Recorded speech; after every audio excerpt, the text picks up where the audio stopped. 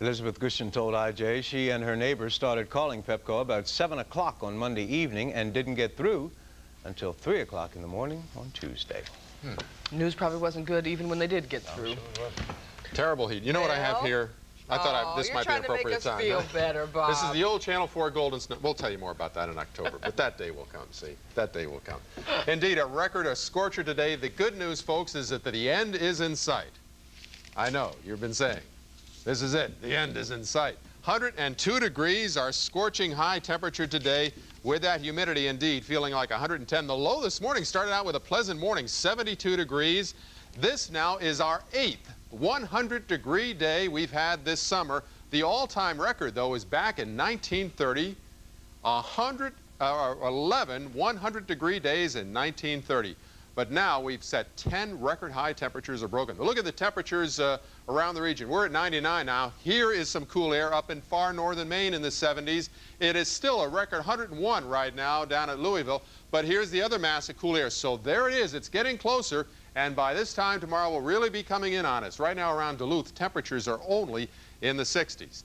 Meanwhile, though, there have been some showers and thunder showers and some heavy ones popping up to our north. Remember Monday, the last time we had the 103, we had violent weather. Well, here are the violent thunderstorms now, but they're in Pennsylvania. I'll show you them on radar in just a second. 99 degrees, though, still in Washington. Southwesterly wind, the humidity makes it feel like it is still 108 degrees outside, as hot as we've seen it at 6 o'clock. The air quality index was nothing to write home about either. And there's pollen hay fever sufferers, 7 today for ragweed on top of everything else. Take a look at the radar, and you can see where right on the very edge up there around Philadelphia. Nasty thunderstorms, and there's an awful lot of lightning, too, with these storms. Right here in Washington we are. If they continue on their current track, they will mostly move on into New Jersey and maybe northeastern parts of Maryland. But this is just in the last 10 minutes that I've had the lightning detector and tracking system on. And look at the tremendous massive cloud-to-ground strokes up there. Severe thunderstorm watch. We are right on the fringe of that until 11 o'clock tonight. I think most of the real nasty weather will indeed be to our northeast. We may hear the rumble of thunder and some showers late this evening and tonight, but they will also usher in somewhat more bearable air. But earlier today, 106 out in the Shenandoah Valley to 105, and it is still in the 90s reported by our weather watchers in Leesburg, Carl Gregg, 91 degrees, 90 out at Salisbury. Your friends on vacation out there with those strong westerly winds, the Ocean City water temperature today only 64 degrees. That will cool you off. From way out in space, much of the central part of the country still superheated. Put the satellite into motion, and you can see, though, the general pattern in the atmosphere, which finally is beginning to change. This is the jet pattern. There's that line of heavy thunderstorms over Pennsylvania.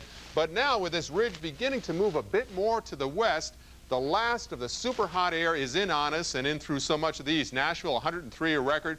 90 degrees again today in Chicago for the 46th time. But a high-pressure area from Canada is now beginning to push our way with cooler air. And by late tomorrow, and especially during the day on Friday, we'll see north to maybe even northeasterly breezes, keeping us cool. And I don't think on Friday we'll see the temperature above 90. Tomorrow, the cooler air beginning to get close. Our temperatures high 80s to low 90s. There will be some more thunderstorms, but tomorrow they'll be to our south. My forecast for us for tonight, still the chance of some thunderstorms in our viewing area, especially you folks to the north and the northeast. Then it'll be partly cloudy, still humid late tonight. Tomorrow, not as bad, not as hot, nor as humid. With partly sunny skies, we'll get up to near 90 for the 21st day. I think we'll tie the record. Tomorrow night, the cooler air coming in. It will be sleepable. Temperatures 61 to 68 degrees. And lo and behold, on Friday, I do not think we're going to get to 90 for the first time this August. Temperatures on Friday, dare I say pleasant? Yes, I dare. It will be pleasant on Friday and Saturday, too, only in the 80s and reasonably comfortable air coming in. The break in sight. Thank you, Bob. We'll go with Bob. Okay.